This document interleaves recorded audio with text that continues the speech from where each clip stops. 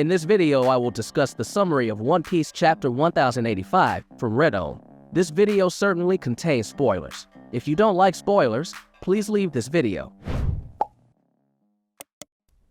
One Piece Chapter 1085 is titled The Death of Nefertari Cobra. The cover of the chapter shows Frankie leading some baby sea turtles to the sea, as requested by a reader. The chapter begins where the previous one ended, with Imu speaking to Cobra.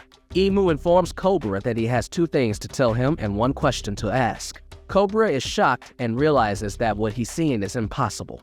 Imu refers to himself in the third person as Mu. Cobra recognizes the name Imu and recalls that it might be a coincidence. However, Imu interrupts Cobra and tells him to be silent, stating that he won't get any answers even if he asks. Imu then reveals a few things to Cobra. He explains that the D refers to the people who were their enemies in the past, although the recent Ds have no knowledge of the meaning behind their names. Imu blames the scholars who seek the truth about the Void Century and the pirates who search for the poneglyphs, stating that it is all Lily's fault. Imu suggests that the poneglyphs may not have been spread throughout the world by mistake but rather as part of a deliberate plan.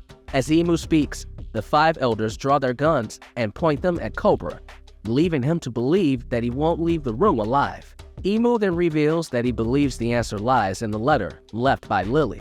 He asks Cobra about the actual name of the sender written in the letter. Cobra, fearing his fate, asks the five elders about what will happen to him. One of the five elders responds that his fate was decided the moment he saw Imu-sama. Despite the situation, Cobra reveals that Queen Lily's real name was Nefertari D. Lily. Upon hearing the D in Lily's name, Imu witnesses a black shadow arrow stabbing Cobra's abdomen. It becomes evident that the arrow did not come from Imu. Sabo, who had been hiding behind a pillar, emerges and shoots fire at Imu. However, Imu transforms into a huge creature with a massive mouth and sharp teeth, swallowing Sabo's fire. Imu descends from the throne, and the five elders transform into large creatures surrounding Sabo and Cobra. Their appearances are obscured, but some details can be seen. One of them resembles a bird, similar to Morgan's, while another resembles an elephant or boar. Another has the appearance of a demon or Oni with large horns. There's one figure with clouds floating around their neck, resembling Luffy or Lucian in awakened form, although this is not entirely clear due to their silhouette. The last figure is only a large silhouette, difficult to describe. Sabo grabs Cobra and attempts to escape from the throne room, with Imu in pursuit. Cobra has a conversation with Sabo, asking him to deliver a message to Vivi and Luffy. Cobra reveals that they all share the D in their names. A brief flashback to Sabo's childhood occurs, where Sabo comments on the strangeness of both Ace and Luffy having the D in their names. Ace jokingly offers to give Sabo the D as well, suggesting the name Sadibo. Returning to the present, Sabo and Cobra are both stabbed. Cobra begins reciting Lily's letter, emphasizing the need to protect the poneglyphs. The subsequent parts of his recitation are drowned out by one of the five elders roaring in their creature form, but the last part of Lily's letter is audible: raise the flag of dawn to the world. Cobra stands up and blocks Imu's attack, allowing Sabo to escape. Sabo calls out to Cobra, expressing his concern. However, the scene cuts to a few seconds later, showing Cobra lying lifeless on the floor. He has succumbed to his injuries. Meanwhile, Wapol, who has been spying on the events through a hole in the wall, catches Imu's attention. Panicking, Wapol starts eating through the walls in an attempt to flee.